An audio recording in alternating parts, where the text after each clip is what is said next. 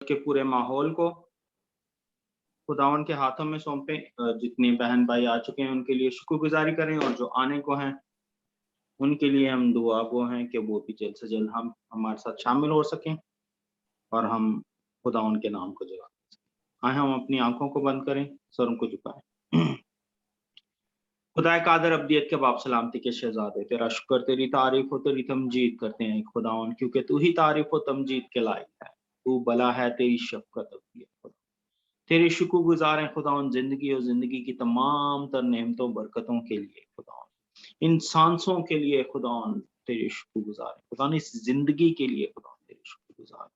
और ए खुदा इन तमाम बरकतों से नेमतों से बढ़कर है खुदा हम तेरी मोहब्बत के लिए खुदा जो तू हमसे रखता है उसके लिए तेरी शुक्रगुजारी करते हैं खुदा। तू हमसे ए खुदा बे इंतहा प्यार करता है खुदा, उसके लिए तेरी शुक्रगुजारी करते हैं खुदा।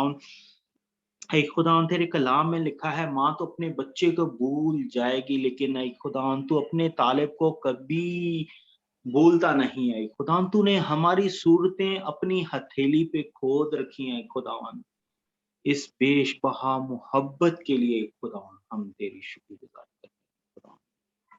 और खास तौर पर एक खुदा आज के दिन के लिए, इस सबत के लिए खुदा ने तूने हमारी जिंदगियों में बख्श दिया है खुदावन, कि हम मिलकर एक खुदावन तेरे नाम को जला सकें।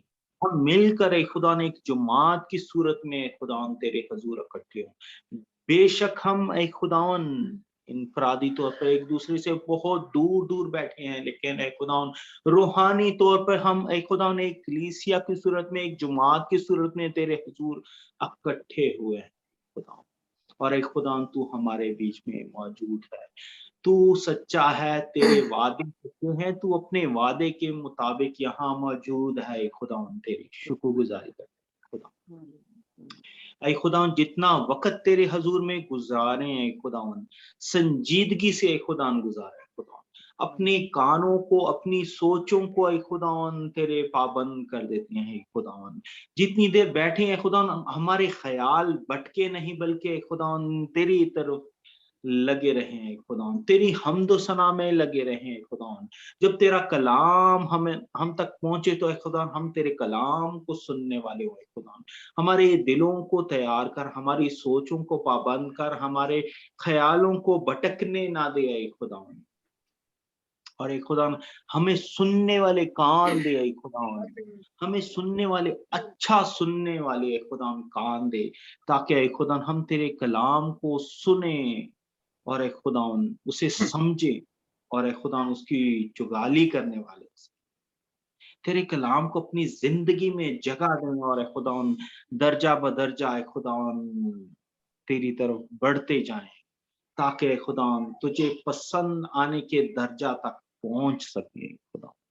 तू खादरे मतलब बाप है खुदा जो आने को आए खुदा तेरी मिन्नत करता है जल्द से जल्द है खुदा उन्हें हमारे साथ शामिल होने का फजल दे, ताकि हम मिलकर खुदा तेरी शान के मुताबिक तेरी हम्दो सना कर सकें, तेरी तारीफ कर सकें, तेरी बंदगी कर सकें खुदा, तेरे नाम को जलाल दे सकें, क्योंकि तू ही इज्जत और जलाल के लायक है।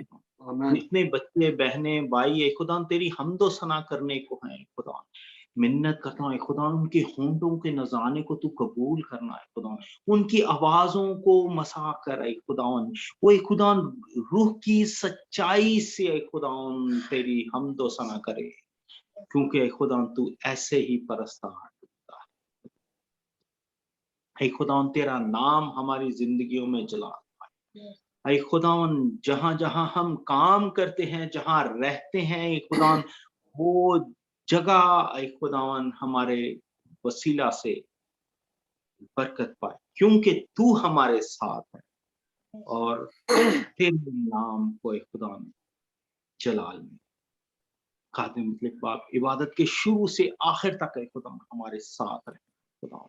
ऐ खुदा इंटरनेट को कनेक्शंस को ऐ खुदा जहां जहां से भी ऐ खुदा हम जुड़े हुए हैं खुदा, इन कनेक्शंस को बहाल रखना, ताकि खुदा हम लायक तरीके से खुदा जुड़े रहें और खुदा तेरी हम्दो सना में तेरे कलाम को खुदा कोई रुकावट ना, हमारी इस दुआ को सुन और कबूल फरमा। मसीह यीशु को वास्ता देके मांग के पाते। आमीन। मैं एक बार फिर अपने तमाम बहन भाइयों को खुशामदीद कहता हूँ। आए हम खुदावन की हम्द व सना की तरफ बढ़ते हैं। मैं चाहूंगा कि अगर भाई सेड्रिक और उनके बच्चे हमारे साथ मौजूद हैं। जी जी भाई सेड्रिक प्लीज आप हमारी रहनुमाई करें खुदावन की हम्द व सना करने में, और हम सब अपने माइक म्यूट करके अपने अपने घरों में खुदावन की हम्द व सना भाई के साथ मिलकर करें। जी।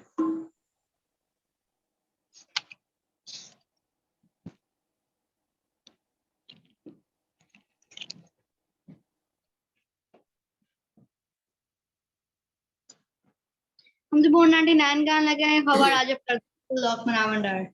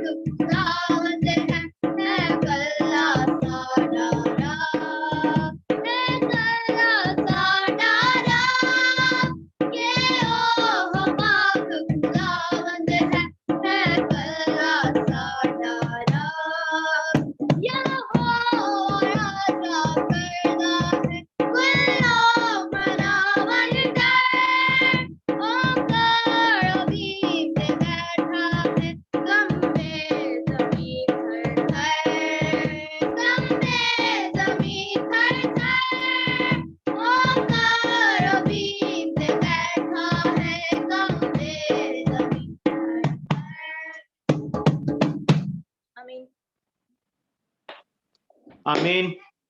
गॉड ब्लेस यू बच्चों, गॉड ब्लेस यू भाईजान, आपको खुदावन बरकत दे। बड़ा प्यारा आपने ज़बूर गाया खुदावन की हम्द व सना के लिए। आज हम आगे बढ़ते हैं खुदावन की हम्द व सना में, और मैं दरख्वास्त करूंगा बहन सानिया से कि अगर वो हमारी रहनुमाई कर सकती हैं खुदावन की हम्द व सना करने में।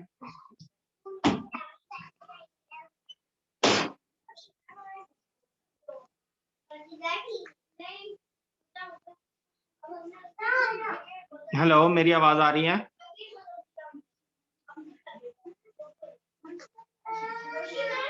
हेलो, प्रेज द लॉर्ड भाई। Praise the Lord, praise the Lord.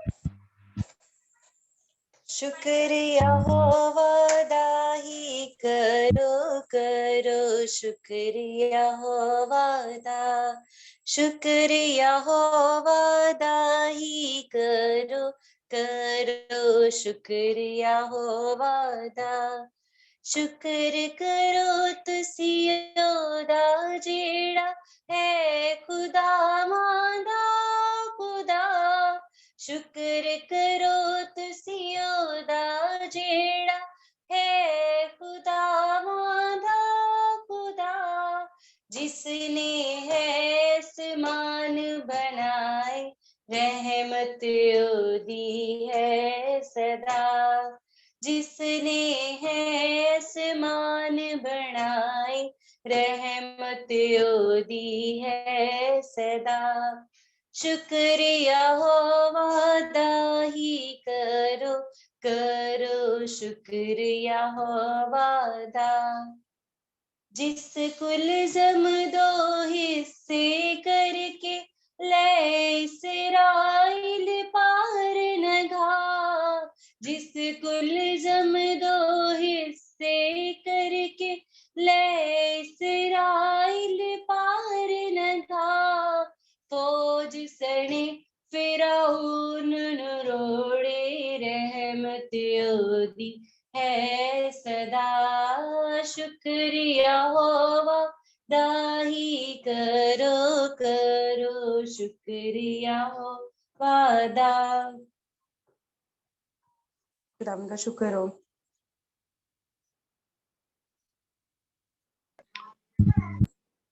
खुदावन का शुक्र हो। गॉड ब्लेस यू सिस्टर जी, खुदावन आपको बरकत दे और अपने नाम और अपने जलाल के लिए इसी तरह इस्तेमाल करता रहे।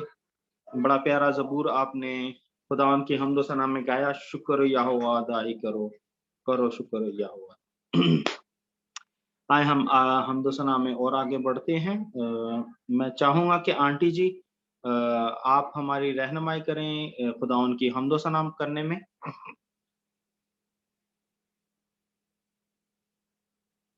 पंजाबी आंटी जी प्लीज तुसी साडी रहनुमाई करो पंजाबी आंटी जी कोई गीत गाओ। हाँ जी हाँ जी हाँ जी ਤੁਹਾਡੀ ਵਾਰੀ ਹੈ। अच्छा जी अच्छा ठीक है।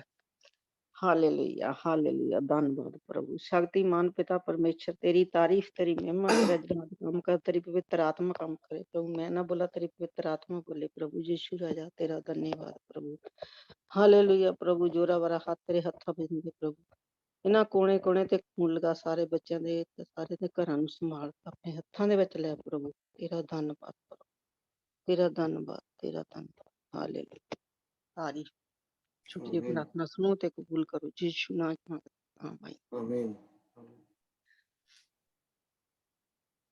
होवा मैं पुकारदी हूँ मेरी वल तू छेतिया, होवा मैं पुकारदी हूँ मेरी वल तू छेतिया, जतों पुकारा मैं तेनू बधामा, जतों पुकारा मैं तेनू पुकारा, गल सुन ले मेरी कन ला, हवा मैं पुकारदी हूँ मेरी वल छेतिया, हवा मैं पुकारदी हूँ। मेरी दुआ हुण तेरे हजूर विच, मेरी दुआ हुण तेरे हजूर विच, हथ चुक कर दी दुआ हवा में पुकार दी हूँ, मेरी वल छेती तू आ, हवा में पुकार दी हूँ। ज्यों न होवे क्षमा गुरबाणी, ज्यों न होवे क्षमा गुरबाणी, हथ चुक कर दी दुआ, हुआ मैं पुकार दी हूँ, तू छेती साडी वालिया, हवा मैं पुकार दी हूँ।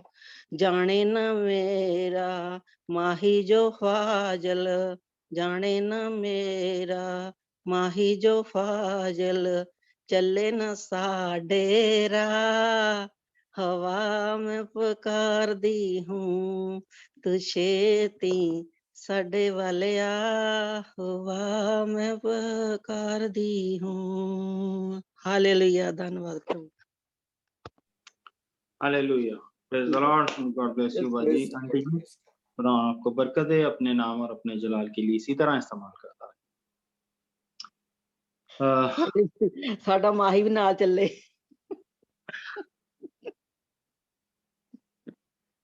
आमीन। अच्छा, अब हम कलाम के तिलावत की तरफ बढ़ेंगे। आज जो हम कलाम का हिस्सा तिलावत करने को हैं और वो है अमाल की किताब, उसकी पिछली बार हमने 8 बाब पढ़ा था पूरा ही, लेकिन उसकी तशरीह शायद कुछ आयात ही हो सकी थी, तो वो बाकी के आयात की तशरीह आज भाई जावेद हमारे लिए करेंगे, कलाम हमारे साथ शेयर करेंगे। इससे पहले कि हम कलाम की तिलावत की तरफ बढ़े, मैं चाहूंगा कि भाई सैड्रिक इस एक दुआ करें, हमारी रहनुमाई करें दुआ में, इस हम्दो सना के लिए जो सबने मिलकर खुदावन की हम्दो सना की, उसके लिए शुक्रगुजारी करें और खुदावन के बंदा को खुदावन के हाथों में सौंपें कि वो जो कलाम आज हमारे साथ शेयर करने को हैं वो हमारे लिए बायस बरकत हो और हम उससे बरकत पाएं, और जो बेटी कलाम की तिलावत करने को हैं उनको भी हम खुदावन के हाथों में सौंपेंगे। भाई सैटेक से दरख्वास्त की जाती है कि वो इस दुआ में हमारी रहनुमाई करें। प्रेज द लॉर्ड जी।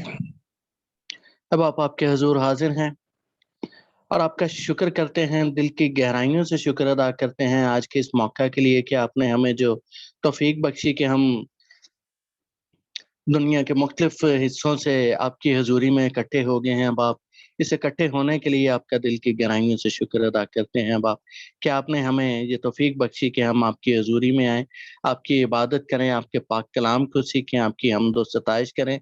इस तमाम ब्लेसिंग के लिए, बरकत के लिए हम आपका दिल की गहराइयों से शुक्र अदा करते हैं। और अब आप मिन्नत करते हैं कि जब हम आपकी हजूरी में इकट्ठे हुए हैं तो मिन्नत है कि हम सबको अब आप अपने पाक रूह से मामूर कीजिए, और जब हम आपके पाक कलाम को सीखें तो अब आप हम अभी से अपने ज़हनों को, अपने दिलों को आपके पाक रूह के कंट्रोल में देते हैं और मिन्नत करते हैं कि आपका पाक रूह हमारे ज़हनों को अक्ल व फ़हम से मामूर करे ताकि आपके कलाम के भेदों को समझ पाएँ, और हमारे दिलों की ज़मीन को नरम कीजिएगा ताकि अब आप आपका कलाम हमारी ज़िंदगियों में 100 गुना फल लाने का बायस बने। और कलाम सुनाने वाले होंठों को, ज़ुबान को आपके पाक रूह के कंट्रोल में देते हैं कि जो कुछ भी बोला जाए वो आपके पाक रूह की रहनुमाई से और आपकी मर्ज़ी से बोला जाए और हमारी ज़िंदगियों के लिए तरक्की का और ब्लेसिंग का बायस बने। और अब आप शुक्र करते हैं आज जो भी हम्द व सताइश की गई है, जिन-जिन लोगों ने आपकी हम्द व सताइश में अपनी ज़ुबान को खोला है, अपने होंठों को खोला है, उन्हें अब आप अपनी बरकतों से नवाज़िएगा। और ख़ास तौर पर इस वक़्त मिन्नत करते हैं कि जो भी होंठ आपके पाक कलाम की तिलावत करें, उन होंठों को भी आपके पाक रूह के कंट्रोल में देते हैं और मिन्नत करते हैं कि हिकमत और दानाई से मामूर कीजिएगा। और आज की सारी इस इबादत के वसीला से अब आप जहाँ-जहाँ पर भी हम बैठे हुए हैं, जितने लोग आ चुके हैं, उन सबको ब्लेस कीजिएगा। उनके घरों में, उनकी ज़िंदगियों में अब आप आपकी ब्लेसिंग और बरकत आए।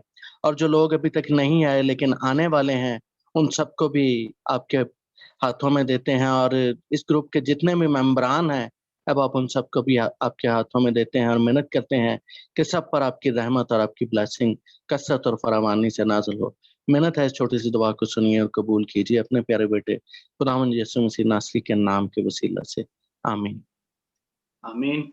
God bless you brother.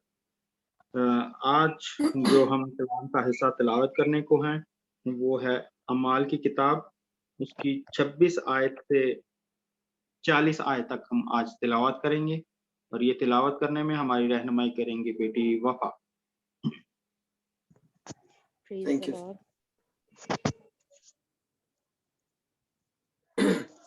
रसूलां दे करतवे, बेटा एक मिनट जरा। सो आंटी जी, रसूलां दे करतवे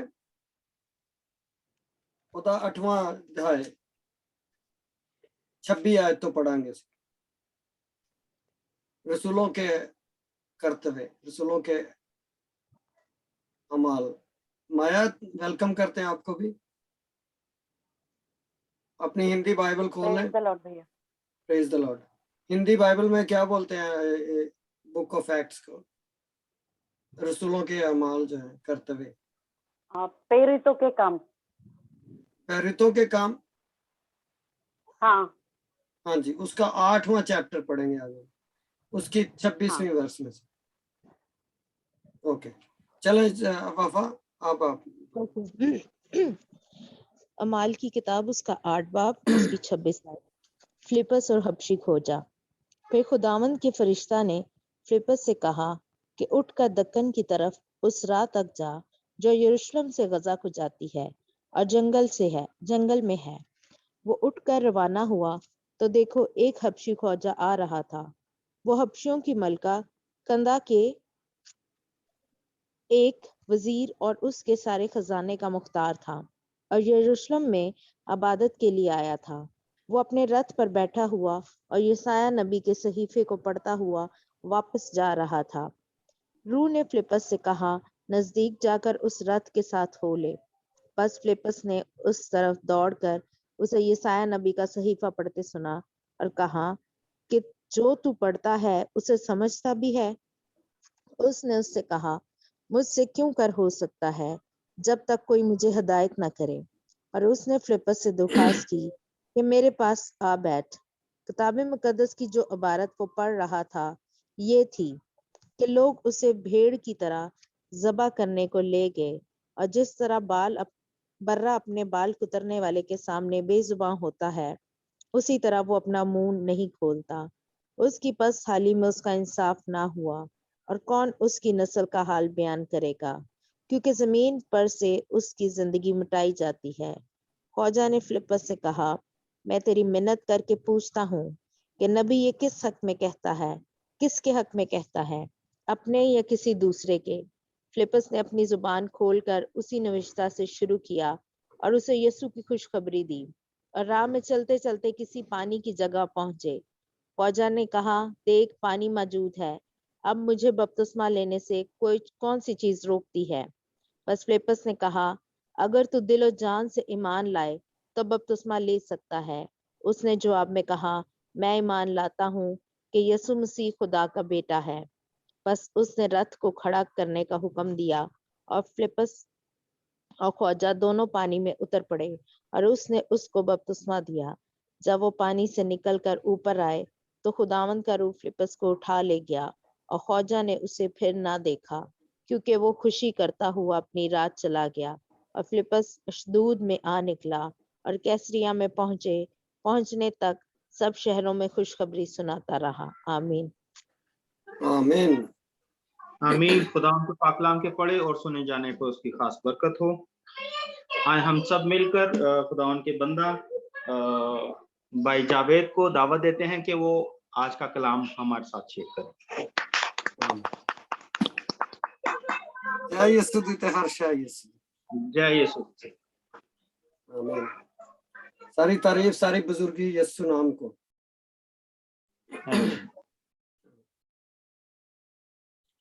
अच्छा जी,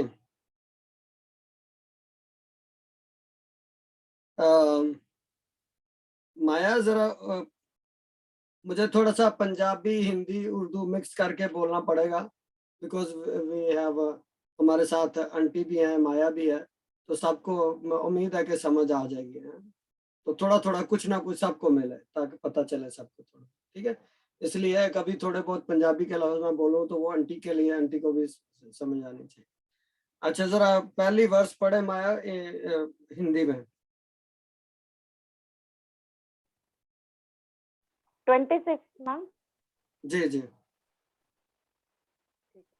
फिर प्रभु ने एक स्वर्गदूत ने फिलिप्पुस से कहा, उठकर दक्षिण की ओर उस मार्ग पर जा जो यरूशलेम से अज्जा को जाता है और जंगल में है। आगे पढ़ो। आगे पढ़ो। वो उठकर चल दिया और देखो कुश देश का एक मनुष्य आ रहा था जो खोजा और कुशियों की रानी कंदक का मंत्री और खाजा जी था और भजन करने को यरूशलेम आया था। ओके बस एक और मिनट, वो ये एक मिनट माया, ये कौन है? हाँ। ये खोजा को क्या बोलते हैं हिंदी में? खोजा को ये आदमी 27 वर्ष को दोबारा पढ़ दे जरा। 27 ओके। वो उठ कर चल दिया और देखो कुश देश का एक मनुष्य आ रहा था जो खोजा और कुशियों की रानी कंदाके का मंत्री और खोजा जी था और ओके। भजन करने को खोजा, ठीक हो गया, आया बस था। इतने को। ठीक हो गया। चले, इसको अब हिंदी में भी खोजा ही बोलते हैं, ठीक है। ये मैं जानना चाह रहा था कि हिंदी में क्या बोलते हैं। पता नहीं वो किन्नर भी कोई लफ्ज बोल यूज करते हैं, आई डोंट नो क्या हिंदी में बोलते हैं, लेकिन एनीवे सो इधर खोजा इसने हिंदी की बाइबल में भी खोजा लिखा हुआ है। अच्छा देखते हैं जी। फरिश्ता फिर खुदावन के फरिश्ता ने फिलिप्पस से कहा कि उठ कर दक्कन की तरफ उस राह तक जा जो यरूशलेम से गजा को जाती है और जंगल में है। अच्छा फिलिप्पस एक वो उन 7 लोगों में से है, ये वो 12 शिगिर्दों में से नहीं है। ये उन 7 लोगों में से है जिनको बेवा औरतों की खिदमत करने के लिए चुना गया था। याद है ना, ये जब उन्होंने 7 ईमानदारों को चुना था जो कि बेवाओं की जरूरतों को पूरा करें, उनको खाना वाना दे। तो फिलिप्पस उनमें से एक है। ये फिलिप्पस जिसका आज हम जिक्र पढ़ रहे हैं। तो फिलिप्पस के बारे में क्या लिखा है कि फरिश्ते ने उसको कहा। तो इसका मतलब यह है कि फरिश्ता जो है खुदा का जो दूत होते हैं ना, दूत जिनको बोलते हैं, फरिश्ते बोलते हैं, वो पुराने नियम में भी हम देखते हैं कि वो लोगों के साथ उनका इनकाउंटर हुआ है, या लोगों के साथ पुराने नियम में भी हम देखते हैं। जैसे वो क्या नाम था, गिडियन, जदाउन को फरिश्ता नजर आया था, याद है ना आपको? मुकस्सा मरियम को फरिश्ता नजर आया था, फरिश्ते ने बात की थी। तो फरिश्ते जो हैं, खुदा ने फरिश्ते अपॉइंट किए हुए हैं हमारी मदद करने के लिए मुश्किलों में। कई दफा मतलब खुदा के फरिश्ते जो होते हैं हमारी ट्रबल में हमें गाइड करते हैं, हमें मुश्किलात में से निकालते हैं। ऑर्डेन है, यानी कि इनकी ड्यूटियां लगी हुई हैं खुदा के। वो क्या लिखा है कि वो तेरी बाबत अपने फरिश्तों को हुक्म देगा कि तेरी सब राह में तेरी हिफाजत करें। ये पढ़ा ना हमने। तो वो तुझे अपने हाथों पर उठा लेंगे। कई दफा होता है कि हम बहुत क्लोज इनकाउंटर, जैसे बोलते हैं कि मर के बचते हैं हम, जैसे तो यानी कि कोई एक्सीडेंट होने लगता है तो अचानक पता चलता है कि हम मैं तो बच गया हूँ, ये कैसे हो गया। तो ये खुदा के फरिश्ते जो हैं, वो जो उसने ऑर्डेन किए हुए हैं, जिनकी हमारे लिए ड्यूटी लगाई हुई है, वो हमें बहुत दफा हमें मुश्किलात में से निकालते हैं और बचाते हैं। तो इस तरह ये फरिश्ता जो है, ये इसके साथ क्या कर रहा है, या फिलिप्पस के साथ क्या कर रहा है, उससे बात कर रहा है, उसको कह रहा है कि उठ और दक्कन की तरफ और जा, दक्कन की ओर जा, यानी कि दक्कन की तरफ जा और उस मार्ग की तरफ या उस रास्ते की तरफ जा जो यरूशलेम से गजा को जाती है और जंगल में है।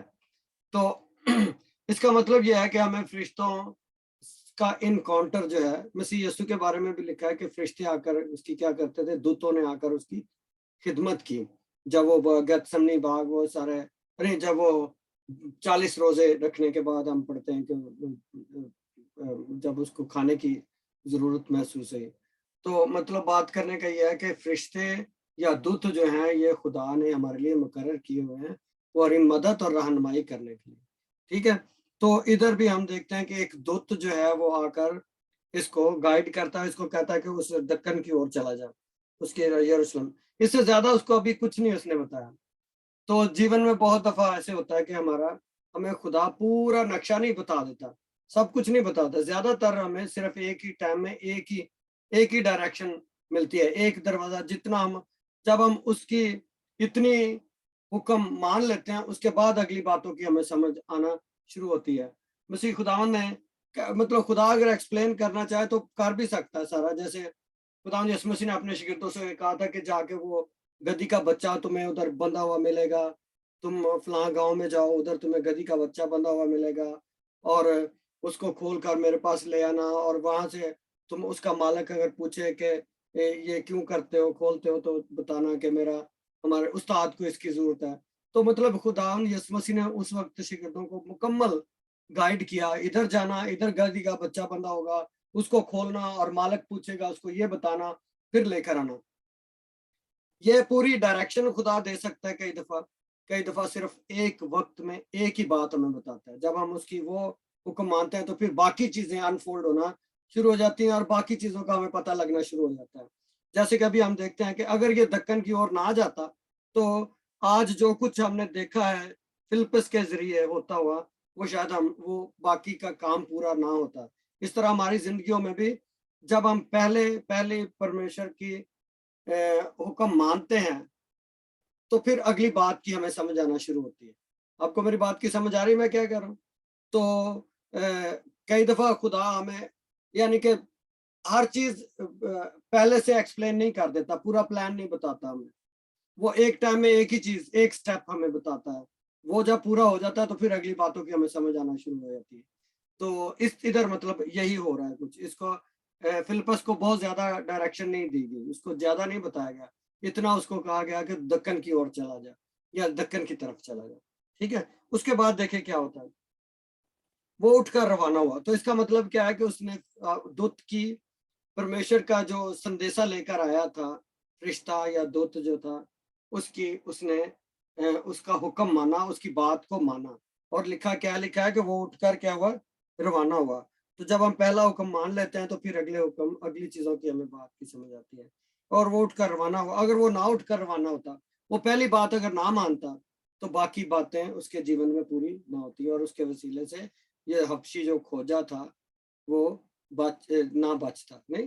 तो इसलिए देखते हैं कि आगे क्या लिखा है।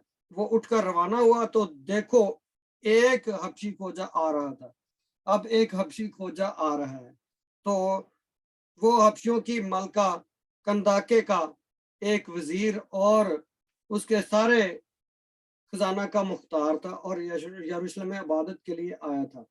इसका मतलब यह है कि इसको यरूशलेम में ये इबादत करने के लिए या प्रार्थना आराधना करने के लिए यरूशलेम में वो यात्रा के लिए आया हुआ था। यात्रा समझ रहे ना? तो यरूशलेम में लोग डिफरेंट शहरों से, करीब करीब जो शहर थे उनमें से यरूशलेम में लोग यात्रा करने के लिए आते थे। तो ये क्या है, ये कौन हबशी खोजा है। तो खोजा को आप कैसे कहेंगे? काके खोजे नु की कहांगे सी बहन किधर उर्दू च? हाँ, नहीं इंग्लिश च या पंजाबी च की कहांगे? खोजे किनू इनू कहा जांदा? इंग्लिश च तो मैं शीमल नहीं कहंदे। हाँ, ते उर्दू च की कहांगे या पंजाबी यानी पंजाबी उर्दू च खुसरे? पंजाबी च ਅਸੀਂ खुसरा कहने हैं। हाँ, ख्वाजा खुसरा, सरासर कहते हैं सर मेरे ख्याल से। ख्वाजा सराब ही कहते हैं। लेकिन हाँ जी, उर्दू ख्वाजा। च ਅਸੀਂ खाजा सरा कहने हैं। खाजा सरा बेसिकली उर्दू है, खुसरा ਜਿਹੜਾ पंजाबी है। सही हो गया, सही हो गया। हाँ जी, ये जानना बेचारा सा के पता चल रहा था। खोजे जो थे ना बाइबल में, खोजा जो होना होता है ना, मसीह यीशु ने क्या कहा था, इसको जरा हम देखें। खोजा होना एक स्पेशल मिनिस्ट्री को शो करता है, खास मिनिस्ट्री और खास इनका एक वो है ऑफिस या समझ लें इनकी लहदा से मिनिस्ट्री। जो आम लोग जो काम नहीं कर सकते वो खोजे करते हैं और कर सकते हैं। तो इनके अंदर क्योंकि दोनों ही किस्म के जीन्स होते हैं, यानी कि औरत और मर्द का जो एक कॉम्बिनेशन शामिल है, ठीक है। तो इसको आप यूहन्ना की मत्ती की इंजील और उसका 19वां बाब की 12वीं आयत में पढ़े जरा बेटा वफा। यूहन्ना की इंजील उसका 19 चैप्टर 12 वर्स में पढ़े, मैथ्यू अच्छा। सॉरी मत्ती मत्ती। अच्छा मत्ती।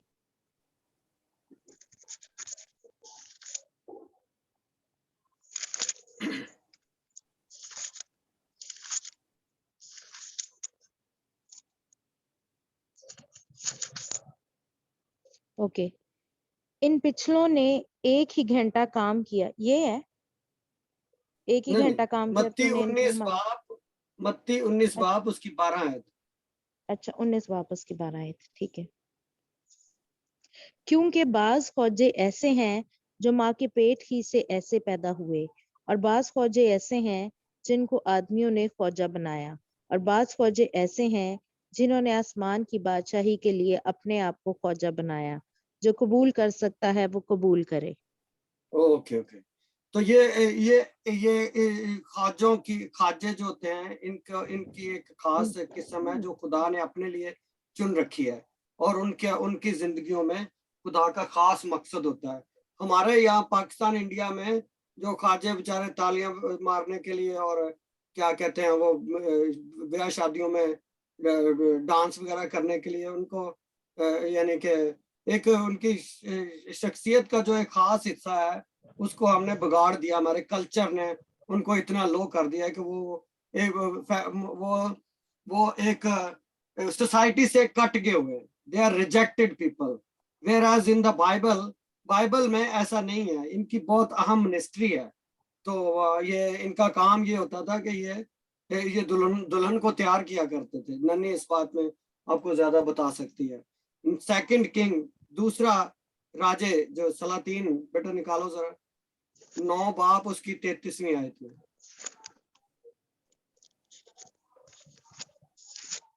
अगर सब लोग बाकी भी अपने अपने आयत में देख सकें बाइबल में से देख लें, बहुत अहम बातें हैं ये। दूसरा सलातीन उसका 9 बाब उसकी 33वीं वर्ष में। अच्छा ठीक है।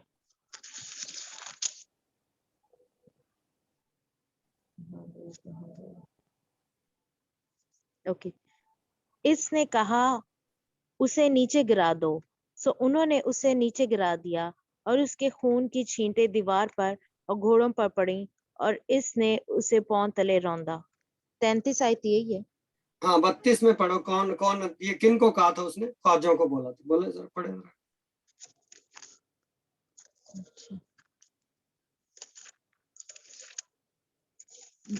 भी अपनी बात है। 31वीं या 31वीं आयत में इसका जिक्र होगा, जब जेहू जो है ना उनसे बातें करता है। खोजे खोजे होते हैं जो फेंकते हैं नीचे जेजबेल को, एजबेल को। और जब याहू यर्जिएल में आया तो एजबल ने सुना, और अपनी आंखों में सुरमा लगाकर और अपना सर संवार खिड़की से झांकने लगी, और जैसे ही याहू फाटक में दाखिल हुआ कहने लगी, ए जिमरी अपने आका के कातिल, खैर तो है। पर उसने खिड़की की तरफ मुंह उठाकर कहा, मेरी तरफ कौन कौन है?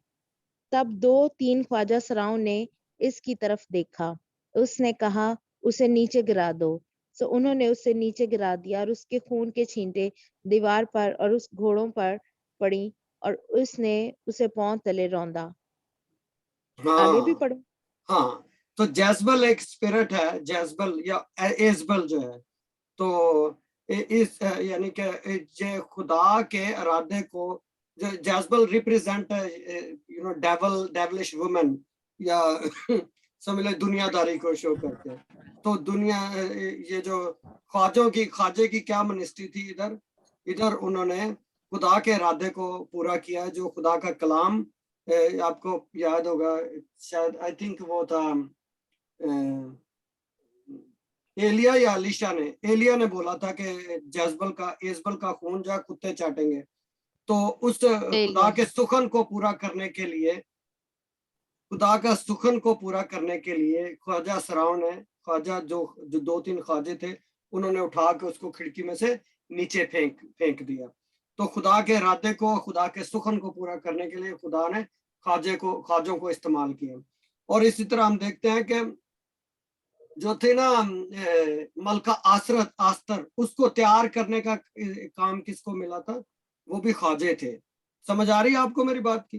तो आज भी जो दुल्हन तैयार हो रही है वो ऐसे पास्टर हैं, ऐसे कलीसिया के खादम हैं जिन्होंने अपने आप को दुनिया से अलग कर लिया हुआ है। और जो यीशु ने कहा था कुछ ख्वाजे ऐसे हैं जो जिन्होंने खुदा के बादशाह की वुसअत के लिए अपने आप को ख्वाजे बना लिया हुआ है। आपको मेरी बात की समझ आ रही है? तो बात करने का मतलब ये है कि ये ख्वाजे जो जिनको हमने तालियां बजाने और वो डांस करने के लिए रख छोड़ा है हमारे, लेकिन इनकी एक जो इन्होंने खुदा के लिए अपने आप को ख्वाजे बनाया, उनकी बड़ी अहम मिनिस्ट्री है बाइबल के मुताबिक, और उनके बड़े बड़े उनसे खुदा ने काम लिए हैं। तो इधर भी हम देखते हैं कि ये ख्वाजा जो है ये खजाने का मालिक है, इज नॉट ऑर्डिनरी ख्वाजा। तो हम देखते हैं कि इधर फिलिपस जो है क्या कर रहा है, उसके साथ बातें कर रहा है और ख्वाजा उसको ख्वाजे को मिलता है। वो उठकर रवाना हुआ और देखो एक हबशी ख्वाजा आ रहा था, और वो हबशियों की मलका कंदाके का एक वजीर और उसके सारे खजाना का मुख्तार था। तो खुदा ने जो इनको मिनिस्ट्री दी हुई है, अगर मलका आस्तर की किताब में देखें तो ख्वाजे तो जो थे उन्होंने दुल्हन को तैयार किया था।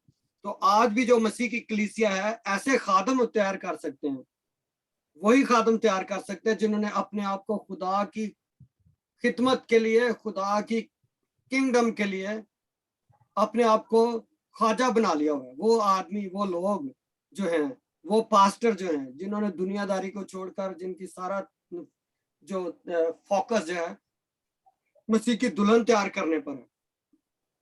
आपको पता नहीं मैं इसको कैसे अभी एक्सप्लेन करूं। आपने वो पाकिस्तान में ऐसी कोई कलीसिया, मुझे आई डोंट नो कोई है या नहीं है, लेकिन इंडिया में और हमारे जो जिस चर्च में हम जाते हैं वहाँ पे पास्टर साहबान, अनलेस खुदा की तरफ से खुदा ने उनको कोई गाइड किया हो, वो शादी नहीं करते। लेकिन जिन्होंने पहले से शादियां की हुई हैं, तो वो अपने आप को, जैसे पतरस के बारे में यानी कि शादी मसीह को फॉलो करने से पहले पतरस की शादी हुई थी, आपको पता है ना। लेकिन उसके बाद हम किसी 12 शागिर्दों में से किसी का जिक्र नहीं पढ़ते कि उन्होंने 12 शागिर्दों में से किसी ने शादी की या कोई शादी के बंधन में रहा। शादी के बंधन में रहने से मुराद ये है कि उनका कोई फिजिकल या उनका जिस्मानी कोई रिलेशनशिप इस तरह का था। उन्होंने अपने आप को क्या किया? ख्वाजे बना लिया हुआ था। तो मसीह यीशु ने कहा कुछ ख्वाजे ऐसे हैं जिन्होंने अपने आप को खुदा की बादशाही की वुसअत के लिए अपने आप को ख्वाजे बना लिया। ये एक बहुत बड़ा दर्जा है जो, और उनका क्या काम था? इन ख्वाजों का क्या काम है? ये जो अपना घर बार, अपनी दौलत, अपने रिश्ते नाते सब कुछ छोड़कर ये जो है बर्रे के पीछे हो ले गए, जिन्होंने दुनियादारी से अपने आप को अलग कर लिया हुआ है। तो मुझे नहीं पता ये मैं किधर, मतलब ये यहाँ से बात अब आगे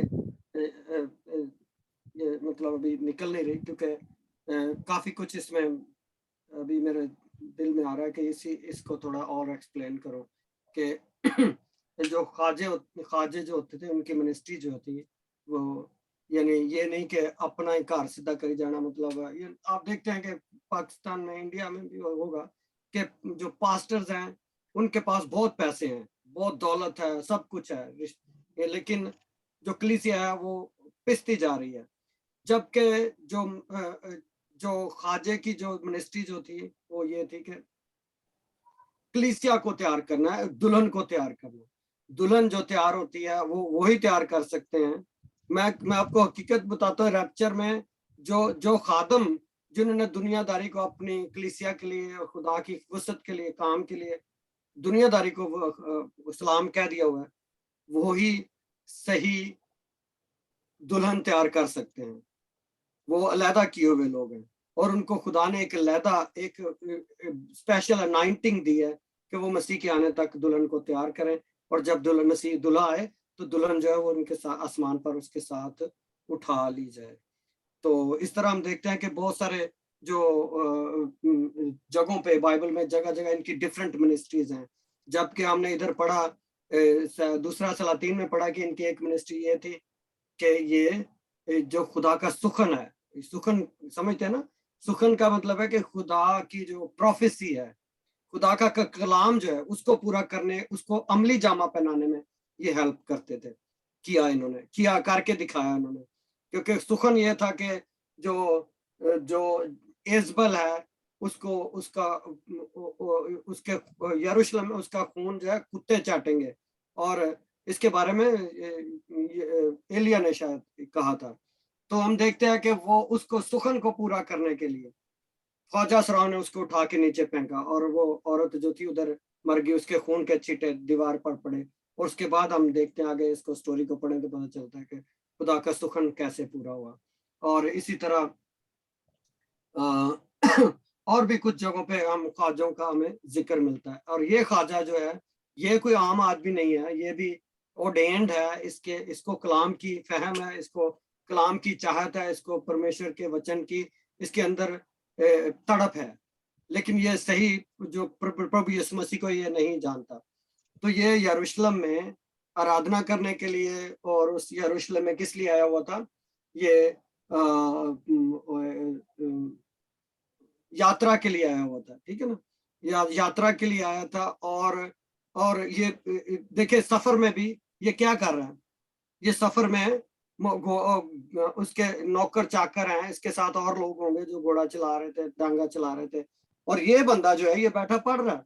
ये और पढ़ भी क्या रहा है, ये यशायाह के सहीफे को, उसके वचन को, प्रभु परमेश्वर के वचन को पढ़ रहा है। और मतलब यह है कि इसके अंदर परमेश्वर के वचन की गैरत थी, और ये परमेश्वर के घर का तालब था, उधर गया था यात्रा करने के लिए। तो ये सारी बातें हमें ये बताती हैं कि ही वाज ये मैन, ये ख्वाजा जो था, ये इसके ऊपर इसकी स्पेशल कॉलिंग, इसको परमेश्वर के नाम की गैरत थी, और ये परमेश्वर से प्रेम करता था, लेकिन इसका प्रभु यीशु मसीह के साथ इनकाउंटर अभी नहीं हुआ था। तो हम ये देखते हैं कि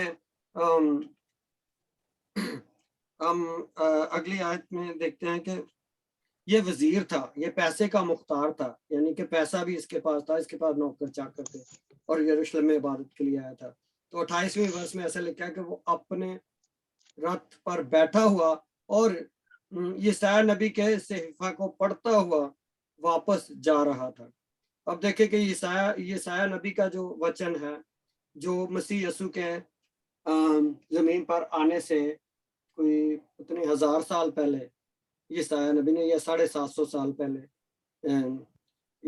ये वचन लिखा था, उसने बोला था, मसीह यीशु के बारे में उसने लिखा था।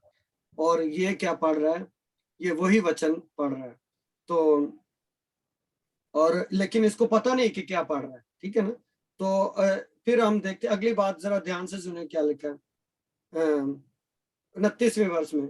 रूह ने फिलिप्पस से कहा कि नजदीक जाकर उस रथ के साथ हो ले।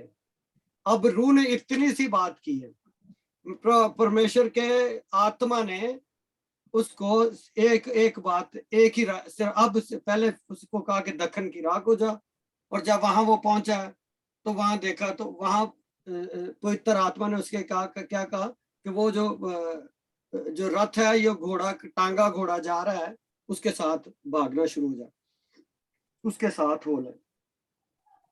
इससे ज्यादा पवित्र आत्मा ने उसको कुछ नहीं कहा। हमारे जीवन में बहुत दफा परमेश्वर हमें सिर्फ एक रास्ता दिखाता है, सिर्फ एक बात करता है, उसके बाद जब हम वो पूरा कर देते हैं तो फिर बाकी चीजें अनफोल्ड होना शुरू हो जाती हैं, और बाकी काम जो है वो परमेश्वर के आत्मा वो खुद से हमें आगे फिर चलना शुरू हो जाता है। लेकिन पहला हुक्म जो मानना जो होता है, जब तक हम पहला स्टेप नहीं लेंगे, सीढ़ियां चढ़ रहे हैं ना, तो 9 सीढ़ियां हैं, तो पहली सीढ़ी पे कदम रखेंगे तो फिर हम 9वीं सीढ़ी पर जा सकते हैं। तो इसी तरह जिसको जीना भी बोलते हैं हिंदी में,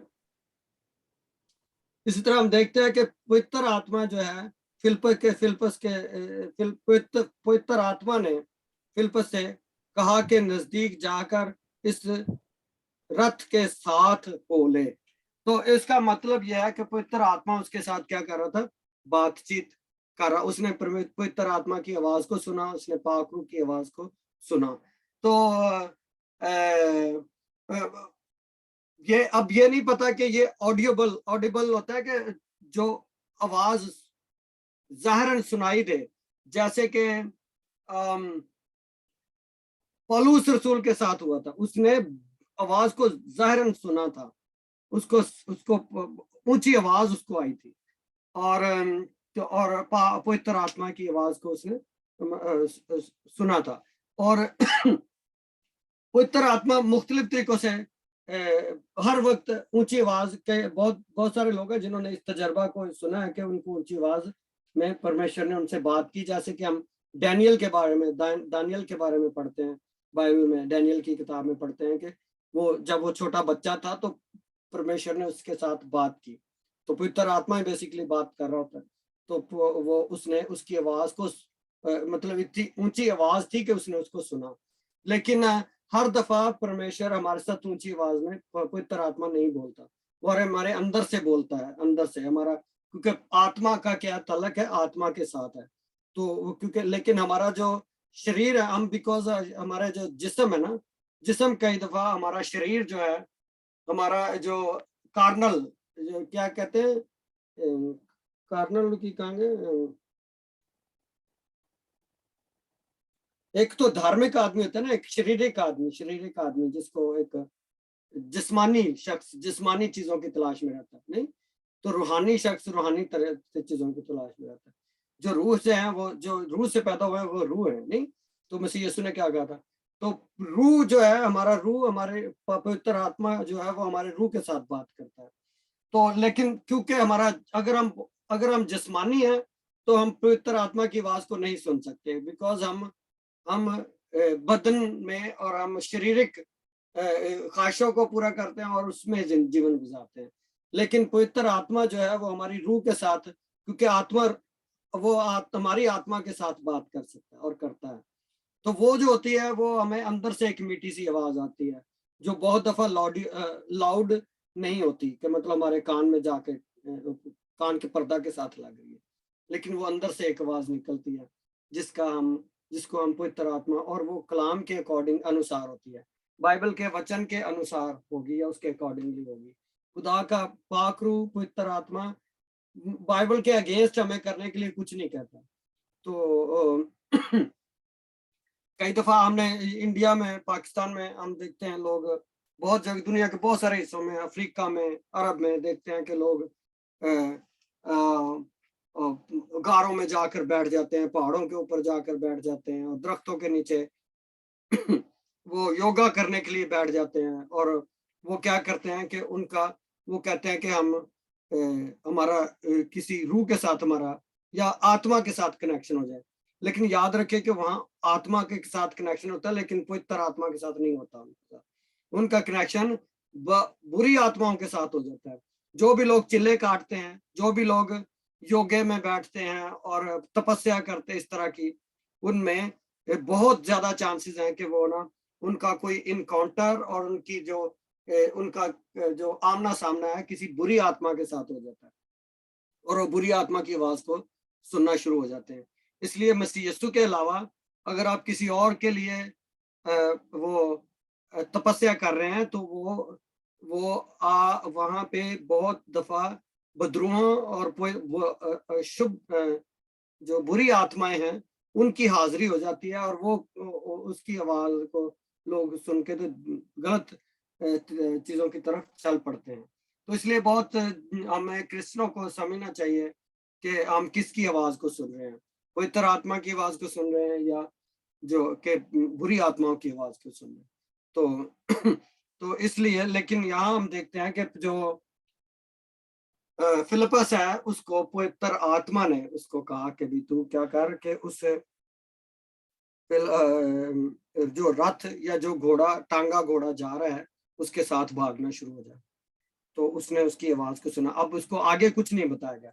याद रखें कि ये बातें खुदा का पवित्र आत्मा एक टाइम में एक ही बात करता है ज्यादातर, और लेकिन कुछ ऐसे चांसेस हैं, कुछ ऐसे बाइबल में हमें वाकयात मिलते हैं जहाँ खुदा ने काफी डिटेल में लोगों को बता दिया। तो जब हम एक हुक्म को मानते हैं तो बाकी चीजें अनफोल्ड होना शुरू हो जाती हैं, खुदा के बाकी प्लान हमारे जीवन में सामने नजर आना शुरू हो जाते हैं।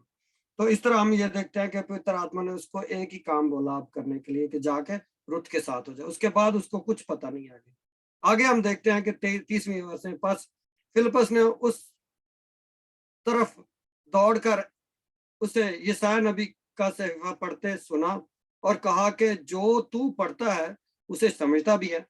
अब ये देखें कि अब बाकी काम यानी कि परमेश्वर खुद ब खुद सब काम आगे चलना शुरू हो गए कि उसने उसको सवाल किया। तो इसलिए क्वेश्चन करना जो होता है जो राइट टाइम पे अगर राइट क्वेश्चन करेंगे, अगर सही वक्त पे सही क्वेश्चन करेंगे तो उसका सही उत्तर या सही जवाब आएगा। तो ये हम देखते हैं कि उसने आत्मा के अनुसार, पवित्र आत्मा के अनुसार उसने सही टाइम पे सही प्रश्न पूछा और सही उसका उत्तर, उसको आगे सारी चीजें उस पर अनफोल्ड होना शुरू हो गई। तो एक टाइम में परमेश्वर का आत्मा में एक चीज बताता है। तो उसके बाद हम देखते हैं कि उसने पूछा कि तू इसको जो पढ़ता है इसको समझता भी है। उसने कहा ये मुझसे क्यों कर हो सकता है जब तक कोई मुझे हदायत ना करे। यानी कि अब ये खोजा जो है ये उसको फिलिप्पस को कह रहा है कि मुझे जब तक कोई बताए ना मुझे कैसे समझ आएगी। उसने फिलिप्पस से दरख्वास्त की कि मेरे पास आ बैठ। किताब मुकद्दस की जो इबारत वो पढ़ रहा था वो ये थी। अब देखें कि अब वो उसने उसको अपने पास घोड़े टांगे के ऊपर उसने अपने आप उसको बिठा लिया अपने साथ और वो पढ़ क्या रहा था कि लोग उसे भेड़ की तरह ज़िबा करने को ले गए और जिस तरह बर्रा अपने बाल कुतरवाने वालों के सामने बेज़बान होता है उसी तरह वो अपना मुंह नहीं खोलता। उसकी पस्त हाली में उसका इंसाफ ना हुआ और कौन उसकी नस्ल का हाल बयान करेगा क्योंकि जमीन से उसकी जिंदगी मिटाई जाती है। ये किसके बारे में वो बोल रहा था, किसी को याद? ये एक भविष्यवाणी है, भविष्यवाणी है प्रभु यीशु मसीह के बारे में। वो पढ़ रहा था यशायाह नबी के ने जो 750 साल पहले बोला था कि उसको वो प्रभु यीशु मसीह जैसे भेड़ ज़िबा होने को जाती है और भेड़ कभी देखा, भेड़ कभी शोर तो नहीं करती, उसको गले में रस्सी डाल के ले जाते हैं और उसको पता उसके गले पे छुरी फेर दी जाती है और भेड़ क्या करती है चुप करके आगे, मतलब डजंट मेक एनी नॉइस। वो उसको वो शोर नहीं करती कि मुझे छोड़ दो मुझे नहीं। तो जिस तरह ज़िबा करने के लिए उसके पास, मसीह यीशु के पास पूरा इख्तियार था, सारी कुदरत, सारी शान शौकत, सारे फरिश्ते, दूत, हर चीज उसकी बनाई हुई थी। लेकिन वो क्या कहा कि जिस तरह भेड़ अपने ज़िबा होने वालों के सामने बेज़ुबान होती है, जैसे कि जो मेंढा होता है लेला जिसको बोलते हैं, वो अपने जब बाल कुतरवाने के लिए उसको लेके जाते हैं तो वो कोई जुबान नहीं खोलता, कोई नहीं। तो वो देखते हैं कि ये सारी प्रभु यीशु मसीह में हमें बातें नजर आ रही हैं। तो उसके पास सारी कुदरत थी, सारी ताकत थी, लेकिन फिर भी उसने ये सब कुछ होने दिया। ठीक है, तो और इस तरह होने दिया जैसे कि एक लेला जो है वो बाल कुतरवाने के लिए, बाल उसके काटने के लिए उसको ले जाते हैं तो वो आगे से कोई बात नहीं करता और उसकी पस्ताली में उसका इंसाफ ना हुआ और कौन उसकी नस्ल का हाल बयान करेगा क्योंकि जमीन पर से उसकी जिंदगी मिटाई जाती है। तो ये वो पढ़ रहा था ख्वाजा, और ख्वाजा ने फिलिप्पस से कहा मैं तेरी मिन्नत करके पूछता हूँ कि नबी ये किसके हक में कहता है, अपने या किसी दूसरे के। अब देखें ख्वाजा ने सही सवाल पूछा जो उसको समझ नहीं आ रही थी। तो उसने कहा कि यार नबी किसके बारे में लिखता है। तो फिर फिलिप्पस ने कहा अपनी जुबान खोलकर उसी नविश्ता यानी कि उसी भविष्यवाणी के बारे में से शुरू किया कि यीशु, और उसे यीशु की खुशखबरी दी। तो खुशखबरी क्या है, इसको बोलते हैं पंजाबी में क्या कहते हैं, शुभ समाचार। खुशखबरी क्या है, शुभ समाचार है ना। अंजना सुशीला को भी वेलकम करते हैं। तो शुभ समाचार जो होता है उसको कहते हैं गुड न्यूज। गुड न्यूज, चंगी खबर, अच्छी खबर है। तो अच्छी खबर क्या थी कि जो अच्छी खबर क्या है, अगर मैं पूछूं, दुनिया में हर तरफ अब कोई भी अच्छी खबर नहीं है, सिर्फ एक अच्छी खबर है जो कभी फेड नहीं होती, यानी कि कम नहीं होती 2000 साल से। तो वो अच्छी खबर ये है कि प्रभु यीशु मसीह अपना सिंहासन छोड़कर, अपना तख्त छोड़कर इस धरती पे मनुष्य बन के, इंसान बन कर आए।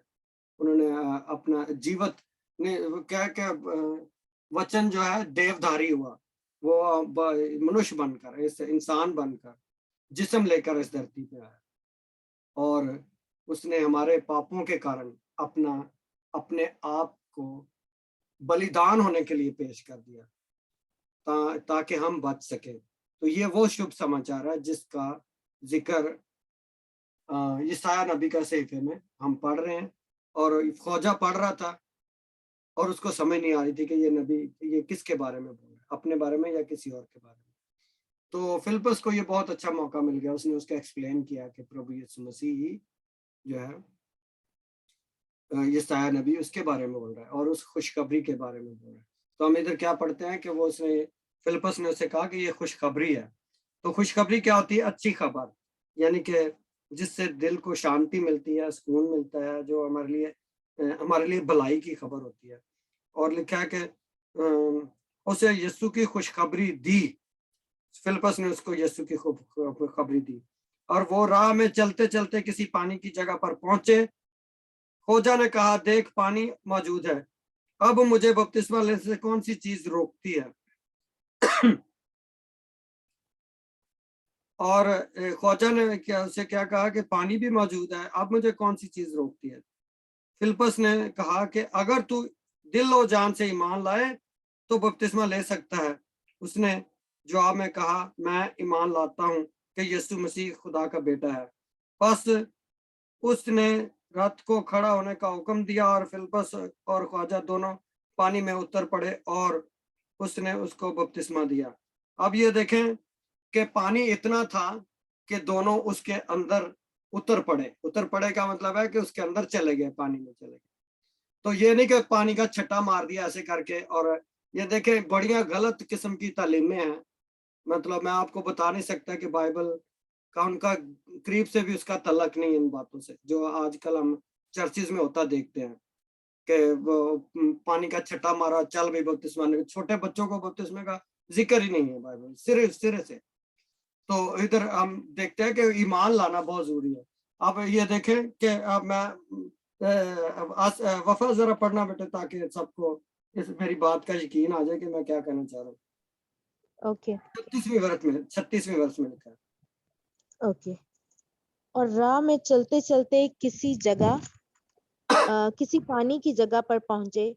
फौजा ने कहा, देख पानी मौजूद है, अब मुझे बपतिस्मा लेने से कौन सी चीज रोकती है? एक मिनट। अब देखे कि इधर क्या है, किसकी ख्वाहिश है? जिसने बपतिस्मा लेना है। फिलिप्पस का काम था उसको एक्सप्लेन करना कि बपतिस्मा लेना चाहिए। फिलिप्पस ने उसको एक्सप्लेन किया होगा। अब वो कहता है कि अब देख पानी आ गया, तो अब मुझे कौन सी चीज, अब क्या मतलब? इधर हम ये देखते हैं कि ख्वाजा की अपनी ख्वाहिश थी, उसका अपना डिसीजन था। अब बच्चे तो डिसीजन नहीं ले सकते, बच्चे अपना फैसला कर सकते हैं। एक बच्चे को गोदी पे उठा के आप पादरी के सामने ले जाए, फादर के सामने ले जाए, उसको क्या पता है कि मतलब मेरे साथ क्या हो रहा है? आप उसके सर पे छिटा मार दे या पानी की कप फेंक दे उसके ऊपर, उसको तो पता ही नहीं है। लेकिन इधर हम देखते हैं कि वो डिसीजन मेकिंग थी उन्होंने बकायदा फैसला किया उसने कि मैंने बपतिस्मा लेना है, उसकी अपनी ख्वाहिश थी। तो बच्चे अपनी मर्जी से बपतिस्मा नहीं ले सकते नहीं, उनकी अपनी मर्जी नहीं होती। माँ बाप उठा के उनको आगे ले जाते हैं। इसलिए पहला रूल ये है कि कलाम सुनाया उसने, फिलिप्पस ने, ख्वाजा ने उसको दिल से कबूल किया, ख्वाजा ने फैसला किया कि मैंने बपतिस्मा लेना। तो इसलिए बच्चे ये सब कुछ नहीं कर सकते। अब बच्चों को कायल नहीं कर सकते, तो आप क्या करेंगे कि वो ना ही वो खुद से डिसाइड कर सकते। इसलिए बच्चों का बपतिस्मा जो है बाइबल के बिल्कुल सही है, गलत है, ये बाइबल के मुताबिक नहीं है। इस पे आप जितनी मर्जी इसको कंगालते जाएं, बाइबल इसके बारे में बड़ी क्लियर है। तो ज्यादा क्लियर जो वर्सेस हैं वो यही हमें बताते हैं कि अपना डिसीजन, पहला कलाम को कबूल करना और वो भी अपनी मर्जी से, दूसरा ये है कि कलाम को पूरा करना, रास्तबाजी को पूरा करना, जैसे यीशु ने किया था। यीशु ने कहा था कि इस रास्तबाजी को पूरा करना हमें जरूर है। जब यूहन्ना उसको बपतिस्मा देने लगा तो यूहन्ना ने क्या किया था, मनादी की थी, तौबा करो और फिर रजू लाओ। फिर अपनी मर्जी से लोग आए थे, लेकिन बच्चे ये सब कुछ नहीं कर सकते। तो इसलिए बच्चों का बपतिस्मा बाइबल के बिल्कुल मुनाफी है और नहीं है बाइबल में। और इधर भी हम देखते हैं इसकी एक मिसाल आज हमें मिल रही है कि ख्वाजा ने कलाम सुना और उसने उसको पाक रूह ने कन्विक्ट किया, फिर उसने खुद फैसला किया कि पानी आ गया, अब मुझे कौन सी चीज रोकती है। यही होना चाहिए जिंदगी में, कलाम सुने, उसको जो कबूल करे, जो ईमान लाए। बाइबल यीशु ने क्या किया था, जो ईमान लाए और बपतिस्मा ले, पहले ईमान लाए और फिर वो बपतिस्मा ले, वो निजात पाएगा। ठीक है, ऐसे लिखा ना। तो इसलिए फिलिप्पस ने क्या किया कि आगे पढ़े जरा, पानी से अब हमें बपतिस्मा लेने से कौन सी चीज रोकती है। 37वें वर्ष में पढ़े। ओके। बस फिलिप्पस ने कहा, अगर तू दिलो जान से ईमान लाए तो बपतिस्मा ले सकता है। उसने तो जवाब में बपतिस्मा कहा, कौन लेगा, सॉरी बेटा एक मिनट, बपतिस्मा कौन ले सकता है? जो दिलो दिलो जान जान से ईमान लाए। हाँ, दिलो जान से ईमान लाए। ठीक है, आगे आगे पढ़ो। हम्म ईमान लाता हूँ। उसने जवाब में उससे कहा, मैं ईमान लाता हूँ कि यीशु मसीह खुदा का बेटा है। बस हम्म उसने रथ को खड़ा करने का हुक्म दिया और फिलिप्पस और ख्वाजा दोनों पानी में उतर पड़े और उसने उसको बपतिस्मा दिया। हाँ, एक और बात समझ ले अब कि एक बात तो ये ईमान लाया, दूसरा उसने खुद इरादा किया कि मुझे बपतिस्मा लेना चाहिए। तीसरा क्या था, पानी इतना था कि दोनों पानी के अंदर कूद पड़े, दोनों पानी के अंदर चले गए। तो डिपिंग, बैप्टिजो का मतलब ही है, बैप्टिज्मा का मतलब क्या है पता है इंग्लिश में? उसका ये यूनानी ज़बान का लफ्ज है, बैप्टिजो से निकला है, जिसका मतलब है कि डुबकी लगाना। समझ आ रही बात की? पानी के अंदर मर्ज हो जाना, पानी के अंदर चले जाना। और फिर वो जब बाहर आते थे तो इसलिए लिखा है कि जिस तरह यीशु मुर्दों में से जिंदा हुआ, नहीं जमीन में एक दफा गया और उसके बाद वो बाहर आ गया। तो इसी तरह हमारी नई पुरानी इंसानियत जो है वो नई इंसानियत में बदल जाती है। तो इसलिए पानी ज्यादा, इतना पानी हो कि दोनों, जो बपतिस्मा देने वाला और बपतिस्मा लेने वाला, दोनों उसमें डूब जाए, उसमें मतलब दोनों उसमें खड़े हो सके, सॉरी। और जिसको बपतिस्मा दिया जाता है वो उसको डुबकी लगाई जाती है। इसका मतलब ही, लफ्जी मतलब भी इसका यही है कि बैप्टिजो यानी कि डुबकी लगाना, डूब जाना उसमें से। ठीक है, समझ आ रही बात की? तो इसमें कहीं वो एक कुप्पी चुल्लू भर पानी का जिक्र नहीं है, कहीं पानी के छिट्टे मारने का जिक्र नहीं है, कहीं बच्चों को बपतिस्मा लेने का जिक्र नहीं है। एक सीक्वेंस है, इसकी समझ आ जाए तो बहुत क्लियर हो जाता है, किसी तरह की कोई एम्बिग्विटी नहीं रहती। और ये बाइबल में बार बार इसका हम जिक्र पढ़ते हैं, इसी तरह का पैटर्न है। तो इसको आप चाहे जितनी दफा मर्जी स्टडी कर लें, you will come up with the same, आपको बिल्कुल इसी तरह जो मैं बता रहा हूँ कि ईमान ला के बपतिस्मा लेना जो है ना, that is the right thing to do. इसलिए अगर आपने बचपन का बपतिस्मा लिया हुआ है तो प्लीज अपने आप को पानी के बपतिस्मे के लिए तैयार करें। ये एक खुदा की रास्तबाजी को पूरा करना और खुदा की शरीयत को पूरे करने के दो ही हुक्म है बाइबल में। बाकी जो कुछ भी हम करते हैं ना, वो 14 मकाम और पता नहीं क्या क्या, हमने खजूरों का अतवार, तो ये वो सिर्फ 2 चीजें हैं जिनको करते रहने के लिए कहा गया था। बाकी सारी मैन मेड है, हमने खुद से उनको रस्में बना लिया हुआ, ये भी याद रखें। क्रिसमस भी सेलिब्रेट करने का कोई ऐसा वो नहीं है चक्कर। एक तो था कि खुदा यीशु मसीह ने कहा कि सब मेरी यादगारी में ये करते रहना, जब उन्होंने आखिरी फसा यानी पाक इशा या पाक शाकत जिसको हम कहते हैं, एक वो रस्म है। और एक खुदा यीशु मसीह ने कहा था कि बपतिस्मा सारी दुनिया में जाकर अंजील की मनादी दो और जो ईमान लाए उनको बाप और बेटे और पाक रूह के नाम से बपतिस्मा दो। ठीक हो गया बात? तो उसका नाम क्या क्या क्या हो गया?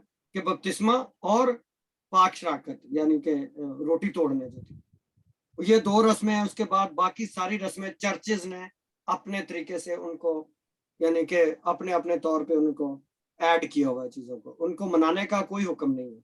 आपको मेरी बात की समझ आ रही? तो उसके बाद मेरे ख्याल इसको खत्म करते हैं, अभी हमारे पास सिर्फ 5 मिनट और, ठीक है। अच्छा बेटा आगे पढ़ना जरा। बस उसने रथ को खड़ा करने का हुक्म, अच्छा ये पढ़ ली हमने। जब वो पानी में से निकलकर ऊपर आए तो खुदावंद का रूह फिलिप्पस को उठा ले गया और ख्वाजा ने उसे फिर ना देखा, क्योंकि वो खुशी करता हुआ अपनी राह चला गया। और फिलिप्पस अशदूद में आ निकला और कैसरिया में पहुंचने तक सब शहरों में खुशखबरी सुनाता गया। आमीन, हालेलुया। ये फिलिप्पस तो जैसे वो मेरी भी इस तरह की कुछ मिनिस्ट्री है। मैं बहुत सारे शहरों में जाता हूँ खुशखबरी की मुनादी सुनाने के लिए। प्रेज गॉड है। तो ये क्योंकि ये पैटर्न है जो हमें मतलब खुदा के कलाम में से ही मिलता है कि वो खुशखबरी सुनाता गया। और खुशखबरी को क्या कहते हैं? शुभ समाचार, जो जिसकी अभी हमने बात की है। तो हम देखते हैं कि वो जब बपतिस्मा लेकर पानी से बाहर आया तो पवित्र आत्मा जो है वो फिलिप्पस को उठा ले गया। तो वो मतलब एक डिवाइन वो अरेंजमेंट था उसके लिए, फिलिप्पस के लिए, कि पवित्र आत्मा ही उसको उठाकर एक जगह से दूसरी जगह ले गया शहर से। और वो क्या करता था? वो शहरों में मुनादी करता हुआ खुशखबरी की मुनादी करता जाता था। और उठा ले गया और आगे क्या खोजा ने उससे फिर ना देखा, क्योंकि वो खुशी करता हुआ अपनी राह चला गया। और देखे कि उसने क्या किया कि जब उसने यीशु की मुनादी को और उसके शुभ समाचार को कबूल किया, उसने बपतिस्मा लिया और उसके अंदर एक खुशी, एक इत्मीनान, एक शादमानी, उसको परमेश्वर के वचन की समझ आना शुरू होगी। बहुत सा दफा हमें बहुत सारी चीजों की समझ इसलिए भी नहीं आती कि हम पहला स्टेप जो है उसको पूरा नहीं करते। और खुशी उसने कब बनाई? जब उसने बपतिस्मा ले लिया। वो कलाम को पढ़ता था और उसको समझ नहीं आती थी। जब उसने बपतिस्मा लिया तो उसके अंदर एक खुशी की शादमानी और एक उसके अंदर यकीनन खुश तो बंदा तभी होता है अंदर सुकून हो, ये ना, मन में शांति हो, शांति बोलते हैं ना। तो मन में जब शांति है उसके तब आई जब उसने पानी का बपतिस्मा ले लिया। तो इसलिए खुदा की रास्तबाजी को पूरा करना जरूर है। तो मेरा ख्याल है कि टाइम शायद हो गया। तो मेरा ख्याल है अगर किसी के पास इसके बारे में कोई क्वेश्चन है, ये बड़ा ऐसा टॉपिक है कि जिसके बारे में बहुत कंफ्यूजन है लोगों को। अगर मैं थोड़ा सा 5 मिनट अगर ले लूं तो मेरे ख्याल है किसी को कोई प्रॉब्लम नहीं होगी। अगर मैं पूछूं कि किसी को कोई क्वेश्चन है इस सारे वचन के बारे में जो आज हमने शेयर किया। ये लास्ट वाली वर्स पे मुझे है कि मतलब अब इब्तदाई कलीसिया में हमने मतलब पहले तो ये पढ़ा है कि उनको जब बपतिस्मा देते थे तो उनको कहते थे कि रफाकत और शराकत मतलब जमात के साथ रखें, कलीसिया के साथ। लेकिन यहाँ पे मतलब वो कलीसिया का रुकन तो बन गया, बपतिस्मा ले लिया उसने, लेकिन उसमें यह है कि उसने फिर कभी उसको ना देखा। किसको ना देखा बेटा? फिलिप्पस को नहीं देखा खोजा ने, है ना? हाँ। तो वो इसका मतलब ये है, हाँ। कलीसिया में नहीं रहा, वो नहीं, अपना नहीं, अलग से जी नहीं ऐसा नहीं होगा, क्योंकि कलीसिया तो उस वक्त फैल रही थी ना, नया चर्च था, पहला चर्च था। और शागिर्द जो पूरे यरूशलेम, यहूदिया, सामरिया और पूरे दुनिया में जाकर इंजील की मुनादी करो। तो ये खोजा जो है, जो जिस जगह से आया था वहां भी तो क्रिश्चियन पहुंच गए थे। तो क्योंकि बाइबल हमें हर चीज पूरी डिटेल, वो जो चीजें गैर ज्यादा जरूरी नहीं है उनकी डिटेल नहीं लिखी हुई बाइबल, वरना तो बाइबल में लिखा है कि बहुत सारी किताबें भर जाती हैं, यानी कि किताबें रखने की जगह ना होती नहीं। तो इस खोजा के बारे में इसका इतना ही रोल था बाइबल में। इसका ये मतलब नहीं कि इसकी मिनिस्ट्री खत्म हो गई। इसका मतलब यह है कि बाइबल में इसका इससे ज्यादा और जिक्र नहीं है, ठीक है ना? अच्छा। तो ये मतलब यकीनन उस वक्त कलीसिया जो थी पूरे यरूशलेम के गिरदोनवा में इर्द गिर्द फैल रही थी। तो आपको पता है कि पौलुस रसूल ने सारे शागिर्दों ने जगह जगह जाके मुनादी की और छोटे छोटे चर्चेस बनाए। तो ये यकीनन मतलब किसी चर्च का हिस्सा, किसी ना किसी जगह वो उसकी होगी रफाकत। रफाकत होगी। उसने सिर्फ फिलिपस को नहीं देखा, because Philip's he was not a pastor, he was evangelist. आपको मेरी बात की समझ आ रही?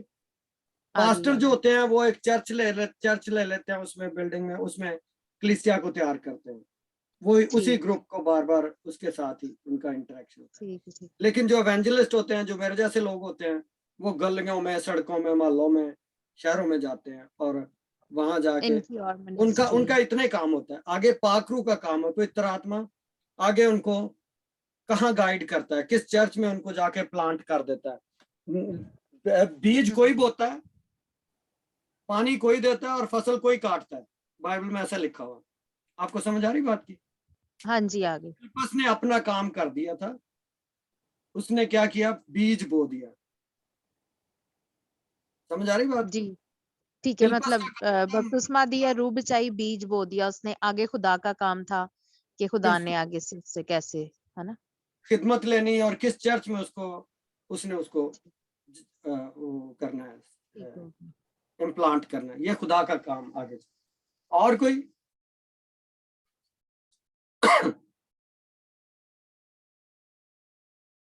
बपतिस्मे के बारे में? हाँ जी, बपतिस्मे के बारे में जो कैथलिक में छोटे होते बपतिस्मा देते हैं, तो फिर वो तो ठीक नहीं है मेरे ख्याल में। हम लोग तो जब छोटे थे, हम लोगों को भी हुआ था ये। नहीं तो आप पानी का सही वाला बपतिस्मा लें जो बाइबल के मुताबिक। वो तो अभी मैंने ले लिया, लेकिन मैं ये कह रही हूँ कि ये इसका कहीं जिक्र है कि छोटे होते लेना चाहिए कि नहीं? ये इसका कहीं क्लियर जिक्र नहीं है, लेकिन जो बार बार जो जिक्र आता है अडल्ट बैप्टिज्म का, यानी कि बड़े होके अपनी मर्जी से, अपने इरादे के साथ बपतिस्मा, पहले ईमान लाना, ये एक सीक्वेंस है और फिर मुझसे मखसूसियत बच्चों की कहते हैं, है ना? तो ये मखसूसियत जरूरी होती है? मखसूसियत तो जैसे खुदा हम लोग कहते हैं ना, नहीं, मैंने पहले कहा तो वो मखसूसियत तो बैप्टिज्म जरूरी होती है। क्वेश्चन कर रही मखसूसियत तो हूँ। वही है ना बेटे, जैसे 8 दिन के बाद 8वें दिन खुदा यीशु मसीह को हैकल में लेकर गए थे उसके माँ बाप ने। हाँ हाँ, तो ठीक 8वें है। दिन क्या होता था, एक यहूदी शरीयत के मुताबिक बच्चा जो पैदा होता था उसको 8वें दिन हैकल में प्रेजेंट किया जाता था। तो मतलब इसी वो तरह भी जरूरी है ना? बचपन का वो हाँ तो 8वें दिन, सवा महीना हाँ वो तो जैसे ऐसे ही है, जैसे आप समय। खुदा के खादमों को कहते हैं कि इसके लिए प्रेयर करें, प्रेजेंट किया जाता था, यानी कलीसिया के सामने उसको लेकर उसके लिए दुआ की जाती थी। तो ऐसे हम मसीह यीशु के बारे में देखते हैं कि एक शमौन जो बहुत देर से उधर हैकल के दरवाजे के आगे खड़ा रहता था, कि मैं जब उसने मसीह यीशु को देखा बचपन में अपने उसकी माँ के 8वें दिन जब वो लेके आए, तो उसने उसको गोदी में लेकर कहा कि अब मैंने अपनी तेरी निजात देख ली है, अब तू मुझे इस दुनिया से रुखसत कर सकता। समझ आ रही बात में? तो वो मतलब वो बच्चा जो था एक कलीसिया के सामने प्रेजेंट किया जाता था और उसके लिए सारी कलीसिया दुआ करती थी। इसको मखसूसियत बोलते हैं, लेकिन ये बपतिस्मा नहीं है। हाँ सनिया क्या बोल रही? मैंने अपने छोटे बेटे को मतलब बपतिज्म नहीं करवाया कैथलिक में, लेकिन मैंने मखसूसियत कराई, पास साहब के पास लेके गई थी ऐसे ही मैं, तो उनसे प्रेयर करवाई कि आप इसे ब्लेस करें, और उन्होंने ऑयल से उसे ब्लेस किया था। हाँ वो ठीक है, वो ठीक है, लेकिन जिन्होंने पानी का बपतिस्मा नहीं लिया उनको पानी का बपतिस्मा लेना चाहिए, बड़े होकर अपनी मर्जी से लेना चाहिए। पहले समाचार को कबूल करें और उसके बाद अपने गुनाहों की तौबा करें और बपतिस्मा लें। ये बाइबल का असूल है। जैसे मैंने बपतिस्म लिया, बपतिस्म तो ये पानी का बपतिस्मा जब से मैंने लिया तब से मुझे खुदा उनके कलाम की समझ आना शुरू हुई, वरना मैं बचपन से पढ़ती आ रही थी बाइबल को, इससे मतलब थी उसमें क्रिश्चियनिटी में बढ़ती थी, लेकिन ऐसे समझ नहीं आ रही थी। लेकिन जैसे मैंने खुदावंद का ये मतलब ये पानी का बपतिस्म लिया है, अपने ईमान से खुदावंद को मतलब कबूल किया, उसके बाद से खुदावंद मुझे अपने भेद मेरे पे खोलने लग गया। ये मैं खुदावंद का शुक्र करती हूँ और ये सच है। ये क्योंकि बाइबल का असूल है।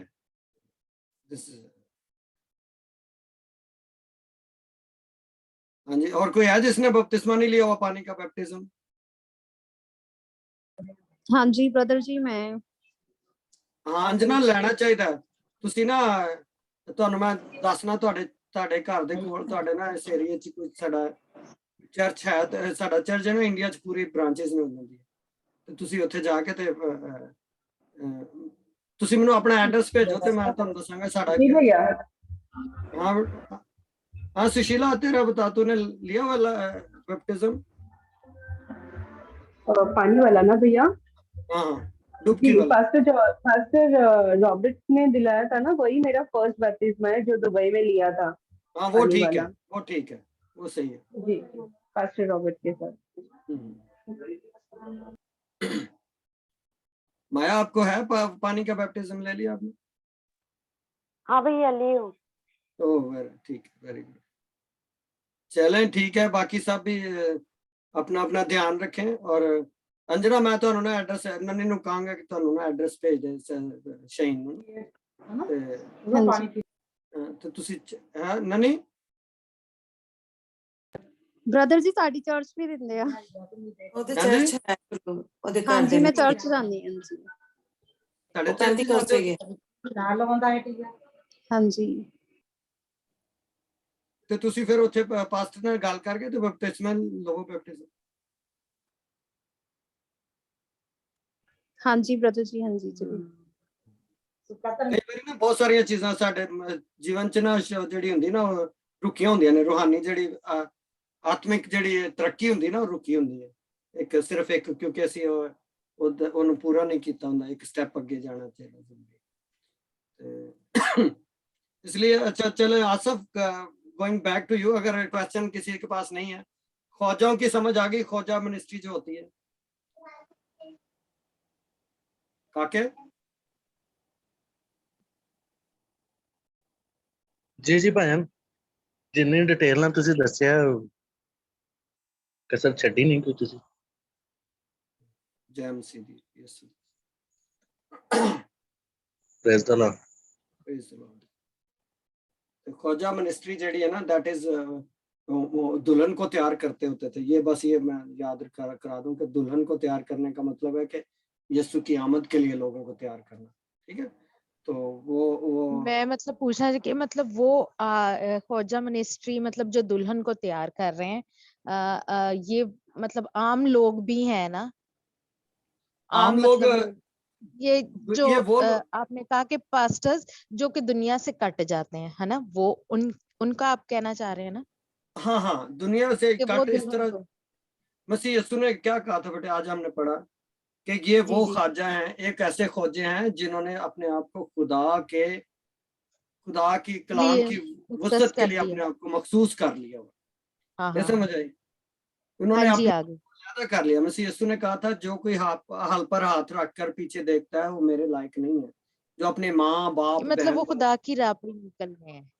हाँ लिखा है कि जो अपने माँ बाप बहन भाई को मुझसे ज्यादा अजीज रखता है वो मेरे लायक नहीं है। ये वो ख्वाजे हैं जिन्होंने जो लिखा है कि they follow the lamb wherever they follow the, क्या लिखा है ना, नहीं वो बर्रे के पीछे पीछे चलते थे। मतलब मैं ये मतलब कहना चाह रही हूँ कि ये वो मतलब रियल ख्वाजे तो नहीं ना, नहीं। ये बस सिंबॉलिकली मतलब वो उस वर्ष में आया है ना। हाँ लेकिन इसके स्पिरिचुअल मीनिंग को समझने की जरूरत है। यानी कि एक वो ख्वाजे हैं, ख्वाजों की मुख्तलिफ किस्में आपको बता रहा हूँ कि इनके रोल क्या क्या थे बाइबल में। एक रोल तो ये था कि वो दुल्हन को तैयार करते थे जैसे कि आस्तर मलका को तैयार करते। एक रोल वो था कि खुदा के सुखन को पूरा करना इनका। ये आपको पता है कि पुराना मतलब ये ज्यादा बाइबल में जब जिक्र आया तो ये बादशाहों के महलों में इनके फर्क ओहदे थे है ना। हाँ किसी खास उसमें मकाम पे थे। हाँ ये बहुत अहम इनकी मिनिस्ट्रीज हैं बाइबल में। तो हमने इनको क्या किया, इस तरह के जो लोग हैं उनको रद्द कर दिया हुआ है, मुआशरे में से निकाल दिया हुआ है। जबकि अगर ये खुदा के साथ अपना यीशु की तरफ आए तो ये बहुत अच्छी इनकी मिनिस्ट्री हो सकती है। क्योंकि और कई लोग हैं जो ये मसीह के सारे चेले जो थे दे वर नॉर्मल ह्यूमन बीइंग, इंसान आदमी थे लेकिन उन्होंने अपने आप को दुनिया से अलग अपने आप को ख्वाजे बना लिया था। कोई फिजिकल रिलेशनशिप नहीं था उनका। उसके बाद जब उन्होंने मसीह के साथ चलना शुरू किया तो वो जो होता है ना औरतों के साथ खलत मलत और यानी कि इस तरह की कोई उनकी इवन उन्होंने अपने घर बार बहन भाइयों को छोड़कर वो लेके वो मसीह के पीछे चलना शुरू हो गए थे। और दुनिया क्या लिखा है कि अपने मतलब जो मेरी खातर अंजील की मुनादी की खातर अपना सब कुछ छोड़ता है। मुझे अब सही वो वर्ष याद नहीं है, अब पता नहीं इस तरह करके मुझे अब सही याद नहीं। बहरहाल ये मतलब बात करने का ये है कि मसीह की मुनादी की खातर यीशु के लिए जो कुछ छोड़ते हैं ना दुनिया को, उनके लिए जो है अजर है वो बहुत बड़ा है। और वो उन 12 मेरे ख्याल है वो नन्ही उसके बारे में ज्यादा अच्छा बता सकती है कि वो कहाँ पे होंगे, तख्त के गिर्द। वो मुकाशवा में एक जगह पे लिखा है, ननी बाजी आपको शायद याद होगा कि वो मतलब उसमें लिखा है कि वो भी उधर शामिल जिन्होंने औरतों के साथ अपने आप को नापाक नहीं किया, आलूदा नहीं किया, वो भी दुल्हन में काउंट होते हैं, वो है ना? ये नन्ही बताएगी इसका मुझे। हाँ, मैं नन्ही बाजी से ही पूछ लिया। नन्ही अच्छा चलो मेरे ख्याल तो वॉशरूम चलेंगे ये।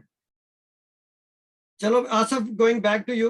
आसिफ है, अगर अभी कोई किसी का सवाल नहीं है तो फिर हम बंद करते हैं।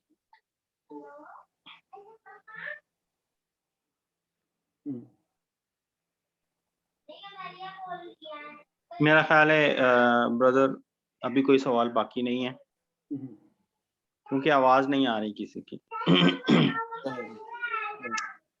Thank you brother, thank you so much, God bless you. खुदावन आपको बरकत दे और अपने नाम और अपने जलाल के लिए इसी तरह इस्तेमाल करता रहे। अपने कलाम के भेद आप पे आश्कारा करता रहे और आप हमारे साथ शेयर करते रहे ताकि हम खुदावन के कलाम को बेहतर तरीके से समझ सकें। Thank you so much. अब हम आखिरी दुआ की तरफ बढ़ते हैं। अगर किसी की कोई दरख्वास्त है तो प्लीज वो अपना माइक अनम्यूट करके बता सकते हैं। मेरे पास 2 दरख्वास्तें हैं। एक तो मेरे बड़े भाई तारिक हैं, उनके बेटे की हाथ पे काफी चोट लगी है, वो इनकी एक बड़ी सर्जरी हुई है। मुझे आज ही पता चला है, उन्होंने मुझे नहीं बताया कि मैं बिला वजह परेशान ना हूँ, लेकिन खुदा के फजल से काफी बेहतर है। अभी उनकी सर्जरी हुई थी, उनकी सारी ये जो कलाई की वेन्स थी सारी कट गई थी और वो दोबारा सर्जरी करके उन्होंने वो वेन्स दोबारा जोड़ी हैं।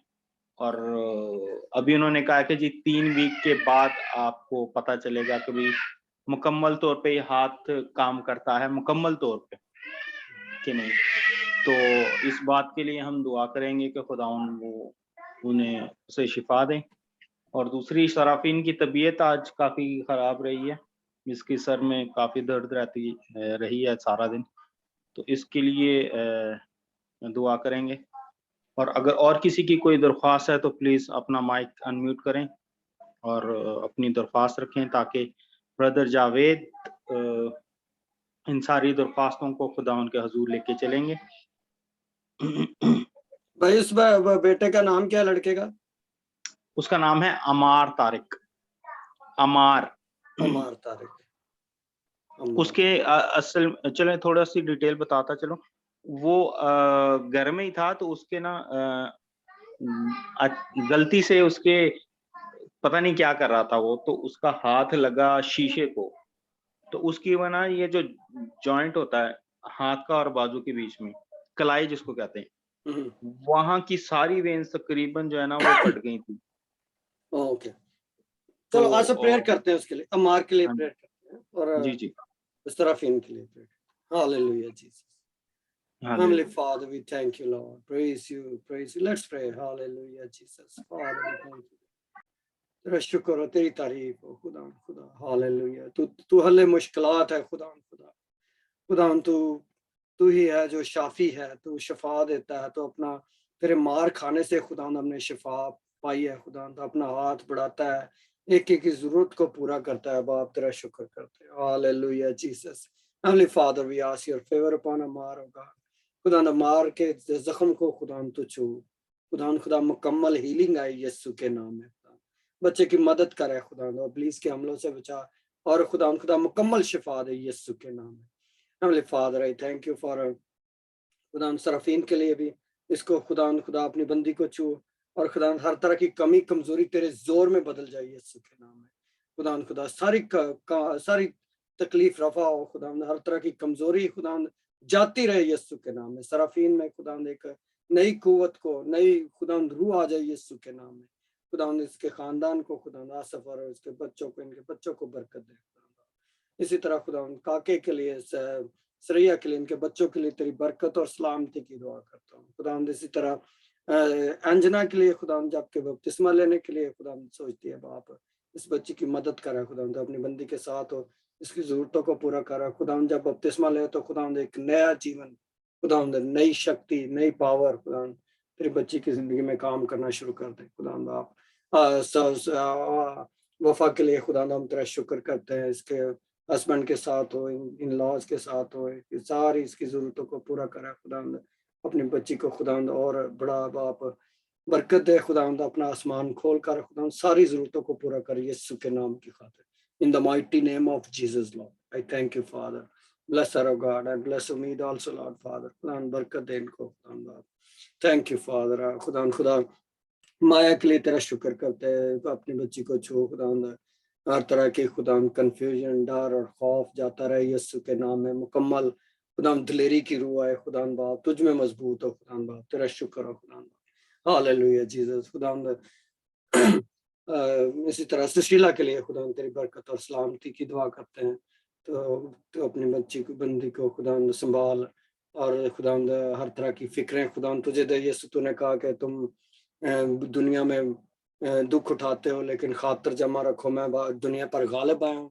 खुदा सुशीला के लिए खुदा तेरा शुक्र करते हैं खुदा, बख्श दे के वो अपना बोझ, अपना खुदा हर तरह की फिक्रें खुदा तेरे ऊपर तुझे दे खुदा, क्योंकि तुझे इसकी फिक्र है बाप।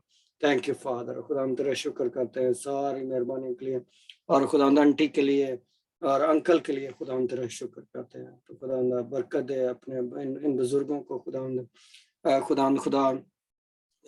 रवि के लिए और मुमताज के लिए, इनके बच्चों के लिए खुदा तेरी बरकत और सलामती की दुआ करते हैं।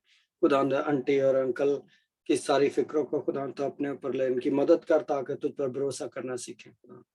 अपनी बीवी और बच्चों को खुदा मैं तेरे हुजूर पेश करता हूँ, यीशु के खून को मांगता हूँ खुदा। संभाल खुदा, बरकत दे यीशु के नाम की खातिर, हर तरह की खुदा इब्लीस के हमलों से बचा के रख। Thank you father. खुदा इस ग्रुप के एक मेंबर को तेरे हाथों में देता हूँ, जो नहीं है उनको भी खुदा तेरे हाथों में देता हूँ। हमारी मदद करता रहे खुदा, जब तक तेरा बेटा यीशु नहीं आ जाता खुदा। तो हमें मजबूत कर और खुदा तैयार कर है बाप, ताकि हम खुदा बादलों में उठकर तेरा इस्तकबाल करने वाले हो। यीशु के बुजुर्ग और जलाली नाम में इस दुआ को मांगते और पाते हैं, आमीन। अब हमारे खुदा यीशु मसीह का फजल, खुदा बाप की मोहब्बत, पाक रूह की रफाकत और शराकत अब से लेकर हमेशा तक हम सबों के साथ और दुनिया के पूरे ईमानदारों के साथ होती रहे, आमीन। Hallelujah hallelujah hallelujah. Praise God. Hallelujah. MC सारे